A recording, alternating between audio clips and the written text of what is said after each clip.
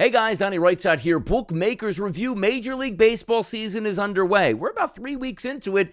Scoring looks like it's decent. Batting averages are rising. Even though we have a mixed hodgepodge of good weather and bad weather games, I think the rule changes have been good for Major League Baseball overall with the shift, bigger bags, more stolen bases, more base hits. I think it is working well. But the question that keeps coming up is, should your betting techniques change based on one of these rules? Most particularly if you're taking a look at the pitch clock here. It's an interesting concept because everybody eventually will get used to it. Now, hear me out on this. If we're just looking for a few pitchers on a couple weeks and just a few starts, it doesn't seem like it's affecting a lot of pitchers. But if it is affecting pitchers, how about some of the older guys? The reason I bring that up, like a Max Scherzer, a Zach Wheeler, and Aaron Nola, have been in Major League Baseball for quite a few years. The reason I'm bringing those guys up is Nola hasn't pitched all that well so far for the Phillies. Neither has Zach Wheeler. And also, if you're taking a look at the Mets' Max Scherzer, he hasn't opened up very well at all. So if you're saying to yourself, what could be a difference there is some of these guys have had routines that they use for a decade or more in Major League Baseball, and now